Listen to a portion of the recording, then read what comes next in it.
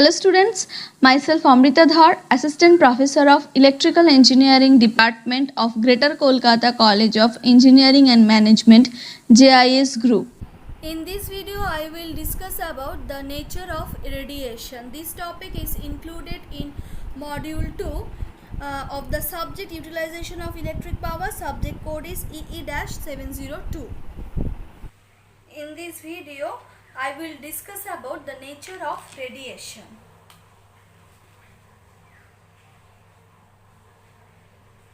The nature of radiation.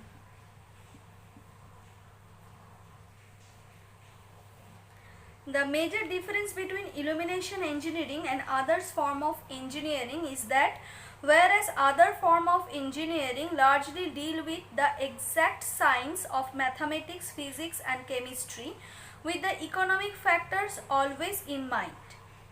The illumination engineering should not only interest itself in the exact science and economics but also be thoroughly conversant with the physiology of eye, the peculiarities of our seeing process and psychological effects.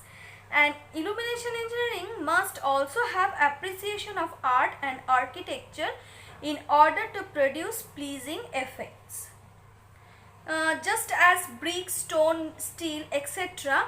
are used as structural material because of their typical characteristics, lightning should also be considered as a structural material to be used in a building to help it serve various functions.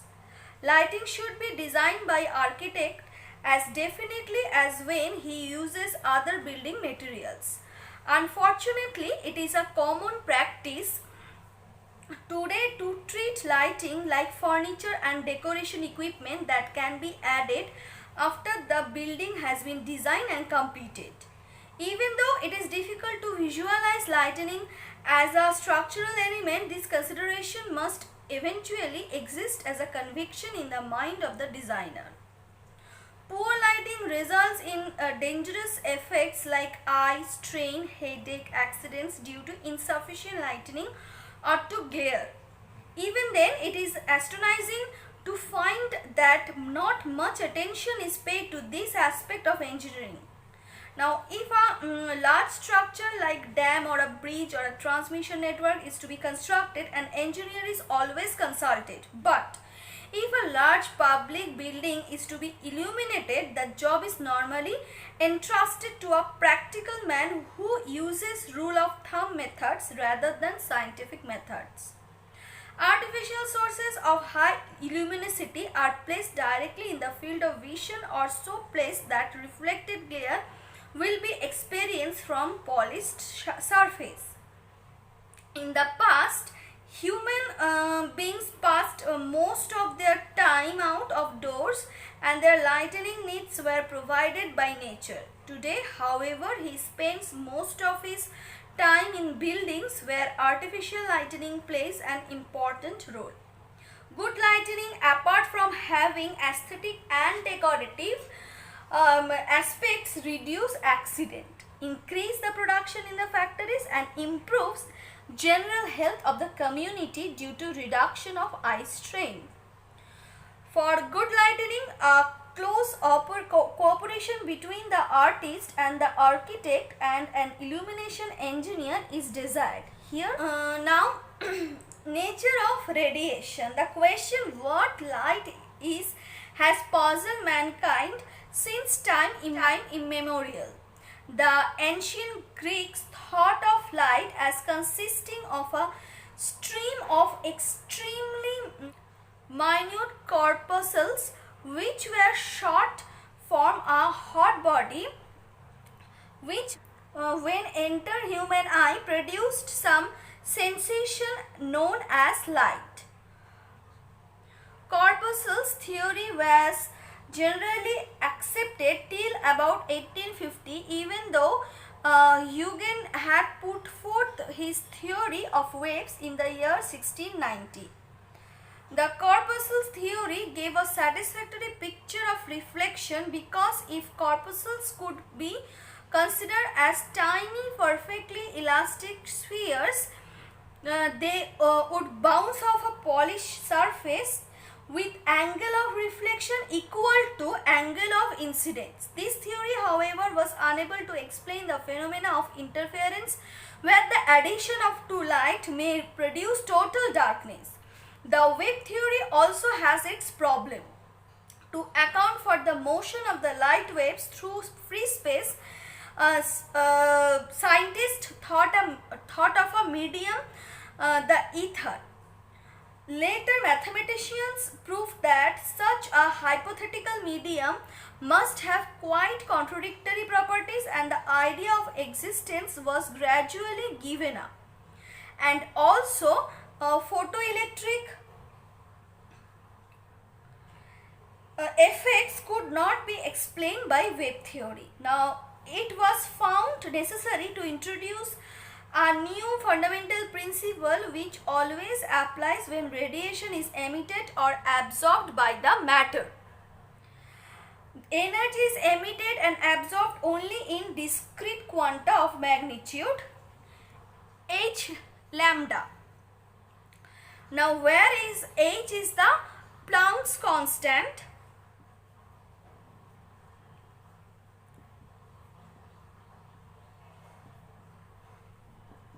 The value of h is 6.547 into 10 to the power minus 27 arc second.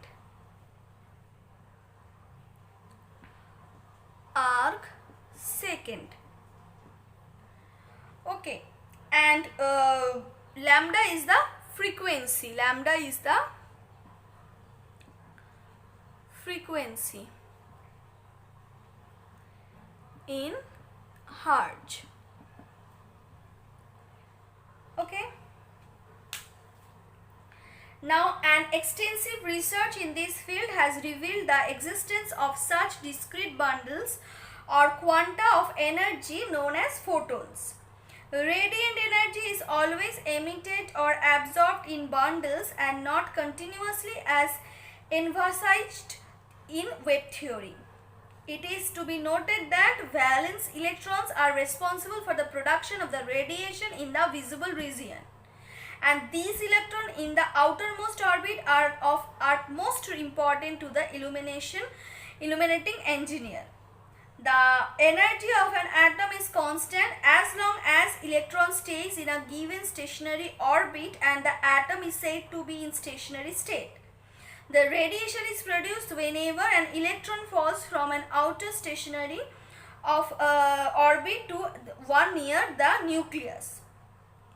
Whenever such a transition occurs, a single quantum of radiation is emitted. Thus, the radiation from an atom is not continuous but is in the form of a quantum whenever an electron moves from one stationary orbit to another. But in practice, as we deal with a large number of atoms, the radiation seems to be continuous in time, though the individual atoms emit only in discrete quanta.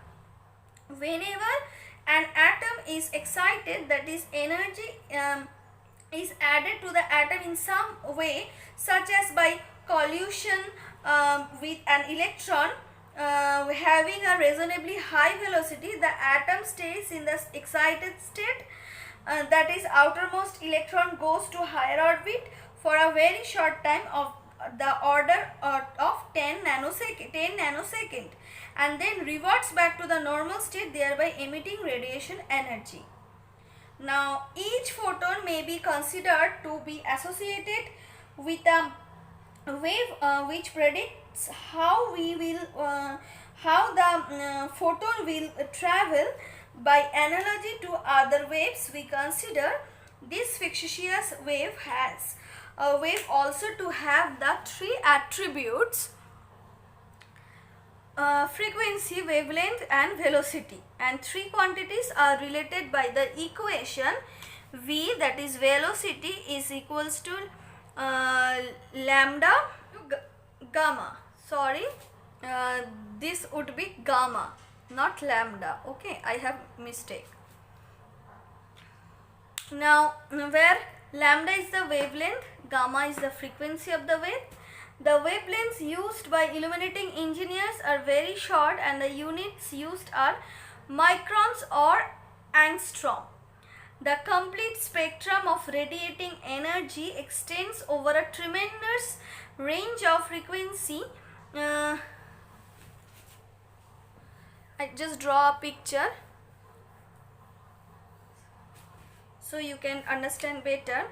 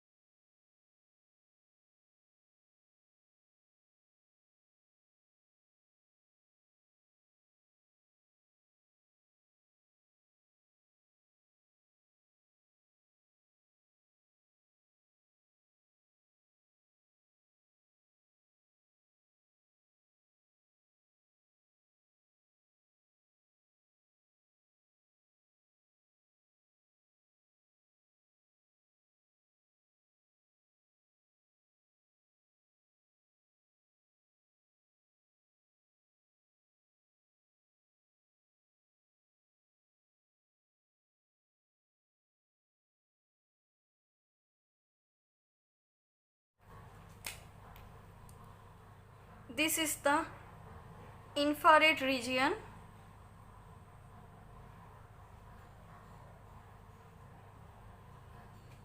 This is the visible region, and this is the UV region. Okay. Now the visual region extends from 0.4 micron to 0.75 micron. Okay, and the illuminating engineer is interested in the conversion of electrical energy into radiant energy of such frequency as to be visible by human eye, and also in the conversion of radiant energy into electrical energy by photosynthesis or by thermocouples. Now I will discuss some definition. First definition is phase angle.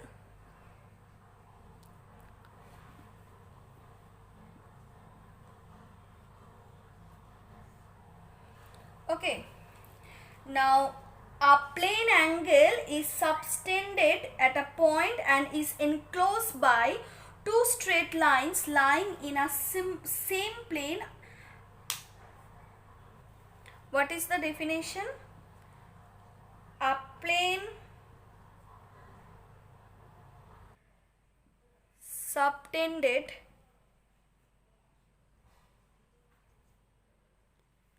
at a point and is enclosed by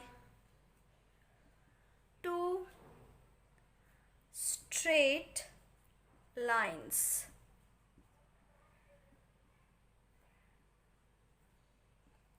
Lying in the same plane. Okay. A plane angle is subtended at a point and is enclosed by two straight lines lying in the same plane. This is the plane angle. A plane angle is expressed in terms of degree or radian. A radian is the angle subtended by an arc or of a circle whose length equals to the radius of the circle.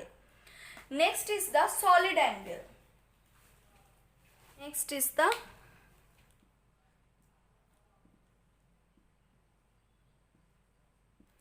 solid angle. A concept which frequently is used for illumination calculation is the solid angle. Consider an area A relative to a point P. Okay. Area A relative to a point P. Now let P represent the center of a sphere. As you can see in this picture, there will be a boundary of intersection where the solid angle subtended by an area A passes through the sphere, and this area of the sphere surface and area A are subtending the same solid at angle P. And the definition of the solid angle is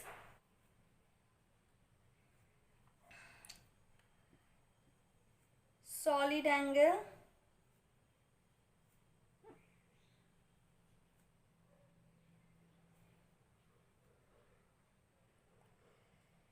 subtended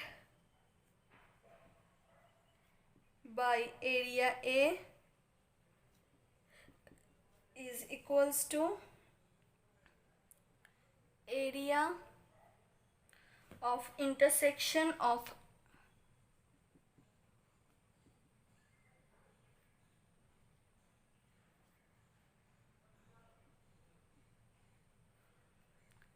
at sphere surface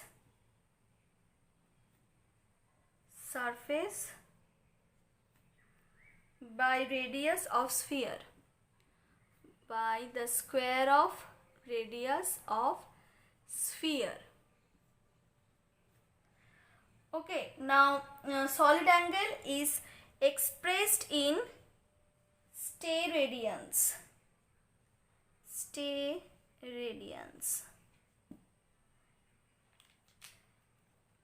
And solid angle subtended by a sphere as its center is given by the formula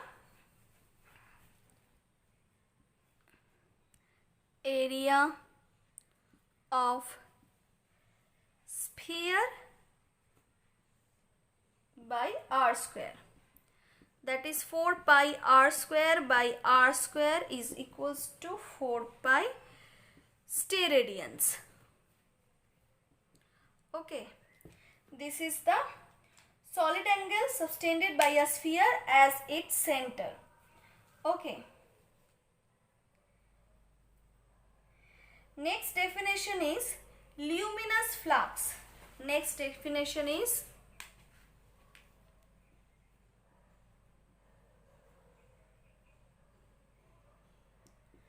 luminous flux.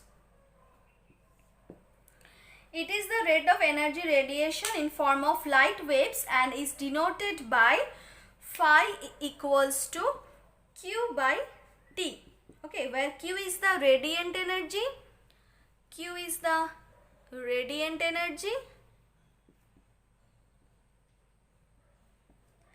and T is the time, and its unit is lumen. Next is lumen. What is lumen?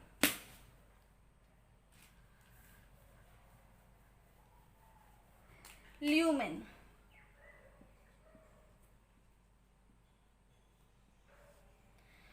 One lumen is defined as the luminous flux emitted by a source of 1 candle power in a unit solid angle. That is, lumen is equals to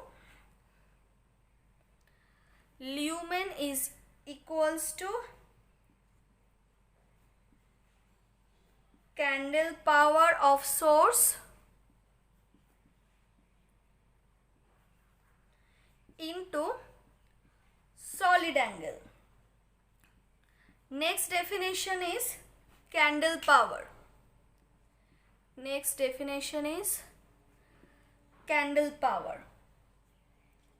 Candle power of a source is defined as number of lumens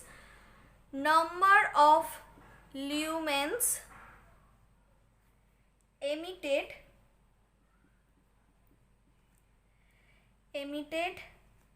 by that source per unit solid angle.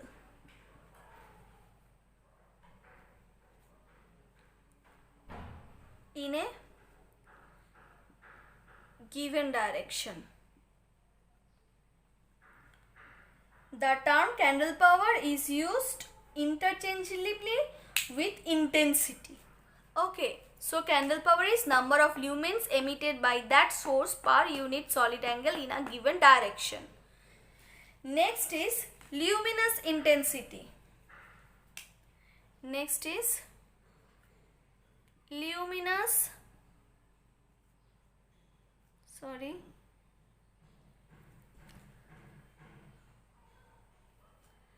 Next is luminous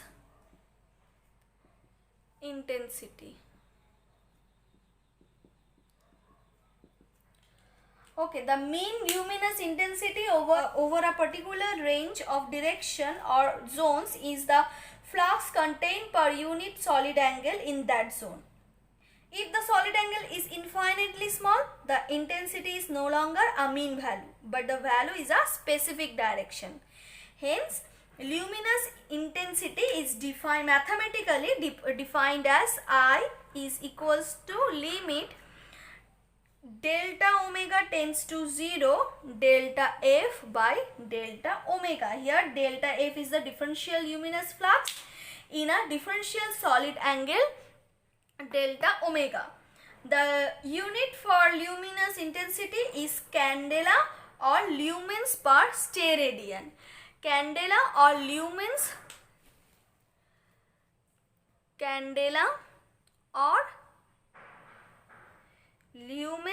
per steradian. Okay, this is the unit of lumen intensity. Next is brightness or luminance. Now, it is defined as the intensity of a source in a given direction divided by orthogonally projected area of source in that direction. The orthogonal projection of any element of area of a surface delta A is given by delta A cos theta, where theta is the angle between normal to element and the direction of view. The element delta A may be any size provided that this is a small as compared with the distance at which intensity measurement is made. The unit of brightness is Lambert. Brightness or luminance. The unit is Lambert and it is denoted by the letter Z. Next is illumination. Okay. Illumination of a surface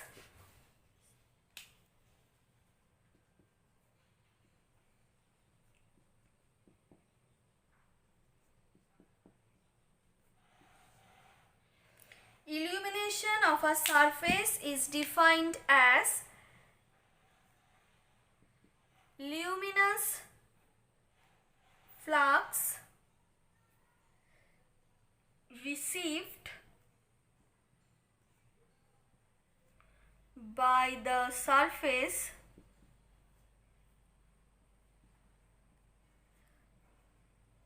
per unit area. Its unit is lux or foot candela and it's denoted by E. Illumination of 1 lux means 1 lumen per square meter, whereas 1 foot candela means 1 lumen per square foot. A still bigger illumination is phot and is equal to 10,000 lux. Okay, and it is equal to lumen per square centimeter, that is phot is equal to 10,000 lux. In the next class, I will discuss about relationship between I, that is luminous intensity, L, that is luminance, and E, that is illumination. Okay. That's all from today's class. If you have any problem, please contact with me. My contact details is given on the first slide. Thank you.